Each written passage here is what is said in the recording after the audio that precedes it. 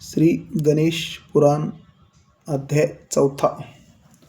सोमकांताचे वनवास गमन. सूत सांगू लागले. राज्याभिषेक सोहळा पार पडल्यानंतर सोमकांत राजाने ब्राह्मणाचे यथाविधी पूजन केले. प्रत्येक ब्राह्मणास 100 सुवर्णमुद्रा दान केल्या. दरबारातील सरदारांचा व गुणीजनांचा हत्ती, घोडे, गायी देऊन सत्कार केला. अनेक प्रधानांना कित्येक गावांची जागीर दिली. त्यानंतर सोमकांत वनवासात जाण्यासाठी निघाला. आपला अन्नदाता आपल्याला सोडून वनवासात चालला आहे हे कळल्यावर प्रजेला दुःख झाले. प्रत्येकजण आपापली सर्व कामे बाजूला ठेवून राजापाठोपाठ वनवासात जाण्यासाठी तयार झाला.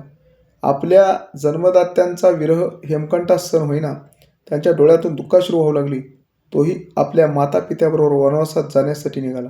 थोडे अंतर चालून गेल्यानंतर एक तळी लागली. त्या तळ्याकाठी राजा उभा राहून आपले मनोगत व्यक्त करू लागला.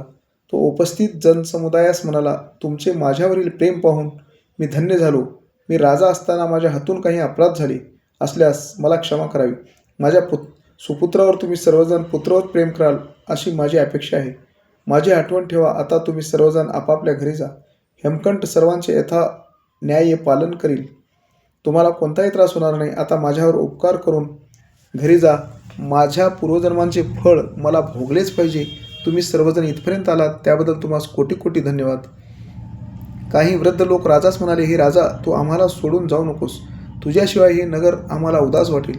तुझा सुपुत्र चतुरस्त्र आहे, यात काही वाद नाही. पण आम्हाला तुझीच सवय झाली आहे. आज तू आम्हाला सोडून चाललास याचे आम्हाला फार दुःख होत आहे. आम्ही सुद्धा तुझ्याबरोबर येणार. आपल्या देशात अनेक पवित्र तीर्थे आहेत. काशी, गया, प्रयाग या त्रिस्थळी तू यात्रेत जाऊन आलास तर तुझे शरीर पूर्वत होईल.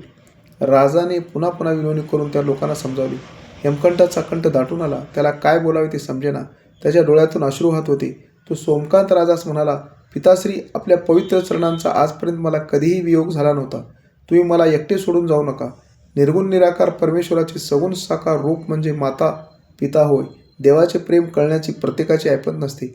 म्हणून तर देवाने आईवडिलांची योजना केली हे आपणास माहीत आहे. असलेच तुमच्याशिवाय हे राज्यच काय, मला आयुष्यसुद्धा नकोशी वाटते. तुम्ही घरी परत चला. तुम्हाला कोणताही त्रास होणार नाही. तुम्ही आजारी आहात. तुम्हाला विश्रांतीची नितांत आवश्यकता आहे. हे ऐकून राजा सोमकांत म्हणाला, अरे तू मायेत कसा अडकला आहेस? तुला मोहमायाच्या पलीकडे गेले पाहिजे. मी तुला नीतिशास्त्र सांगितले. त्यामध्ये मी धर्म, नीती व कर्तव्याचा उपदेश केला आहे. आता तू माझी आज्ञा मागून नगरात परत जा व राज्यकारभार कर. तू पित्याची आज्ञा मोडता कामा नये. आपल्या पित्याची आज्ञा प्रभू रामचंद्राने ऐकली. त्यांनी आपल्या राजाचा त्याग करून 14 वर्षासाठी वनवास स्वीकारला. पित्याच्या आज्ञेवरून भक्त श्रावणकुमाराने माता पित्यास तीर्थयात्रेसाठी नेले होते. आता तू माझी आज्ञा शिरसावंदी मानून नगरात परत जा. माझ्या या 5 प्रधानांपैकी 3 प्रधानांना तुझ्याबरोबर पाठवतो. ते तुला मार्गदर्शन करतील. प्रजेचे प्रेमपूर्वक पालन कर. मी केलेल्या राज्यनीतीप्रमाणे आचरण कर. मी तुला सर्व काही दिलेले आहे. त्याचा तू स्वीकार न केल्यास तुला महापाप लागेल. मी जर पूर्ववत झालो तर नक्कीच राज्यात परत येईन. तू ही काळजी करू नकोस. आपल्या पिताश्रीचा जडांतकरण निरोप घेऊन त्यांच्या चरणांना वंदन करून हेमकंठ राजा आपल्या नगरीत जाण्यासाठी निघाला. या ठिकाणी गणेश पुराणातील 4था अध्याय पूर्ण झाला. गणपती बाप्पा मोरया. मंगलमूर्ती मोरया.